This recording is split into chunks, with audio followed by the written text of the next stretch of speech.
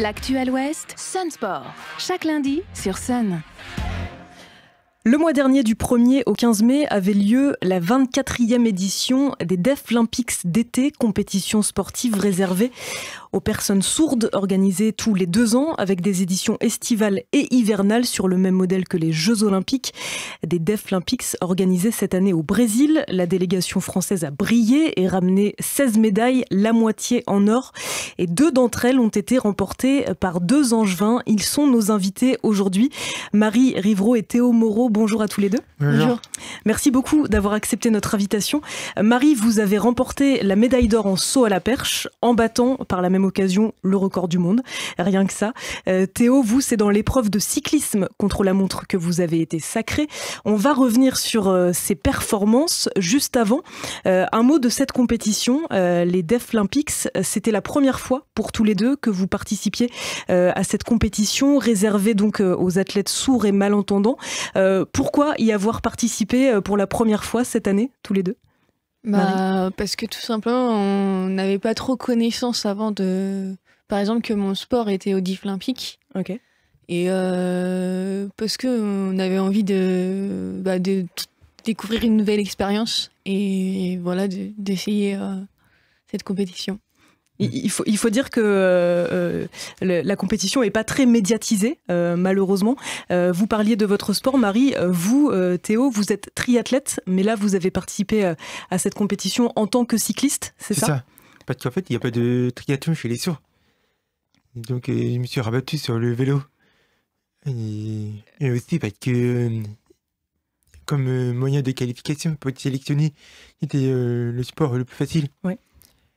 Alors il faut préciser que le cyclisme est l'une des disciplines du triathlon, quand même, ça tombe pas de n'importe où.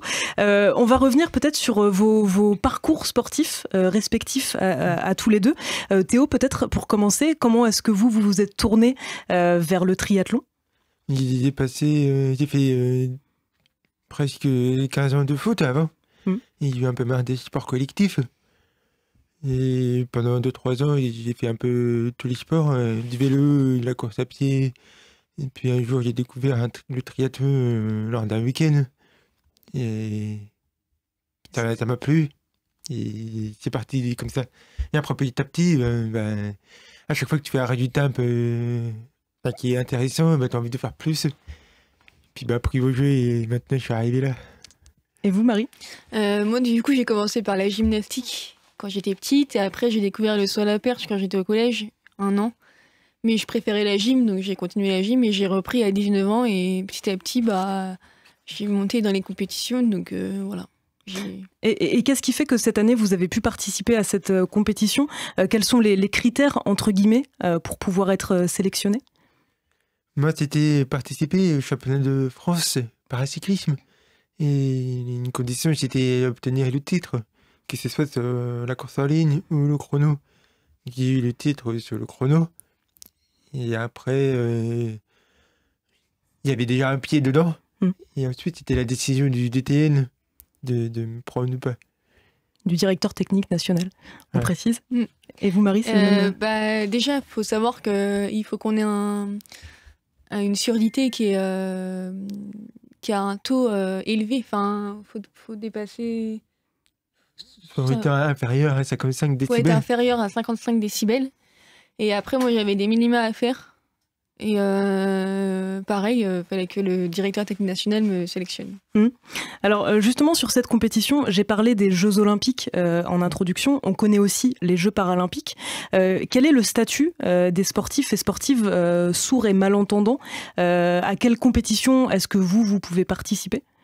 Le statut en France, je parle en France, c'est amateur. Même si les Deaflympics sont reconnus par le CIO depuis 2016. Mais après, c'est l'État français de reconnaître cette compétition internationale, même si elle a été créée par un Français en 1924. C'est un peu... Ouais. En même temps que les Jeux Olympiques, du coup. Et... On a toujours le statut amateur, on n'a pas de prime, on n'a rien. On fait ça juste pour l'honneur, l'envie de participer à une compétition internationale.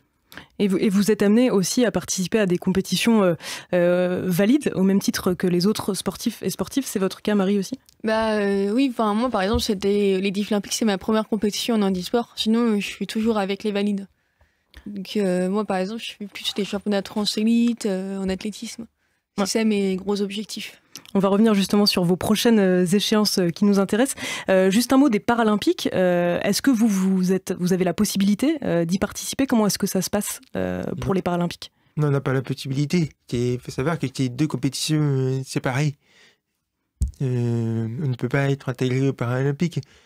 Normalement, c'est en cours pour essayer d'être rattaché. Mais les sourds, c'est que les défis olympiques.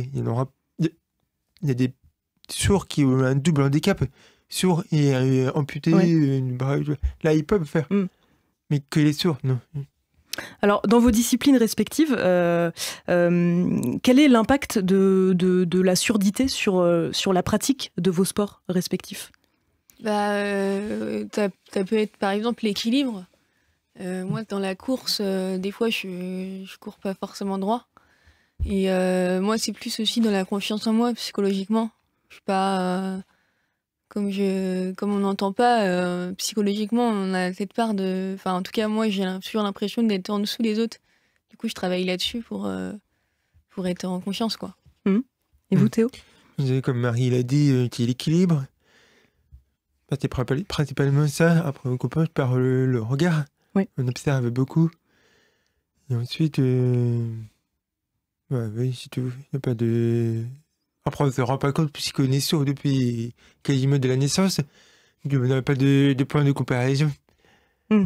Alors, au Défis Olympiques, c'est dans la vie en général, vous représentez tous les deux le SCO d'Angers. Vous êtes licencié, vous Marie au SCO athlé et vous Théo au SCO cyclisme.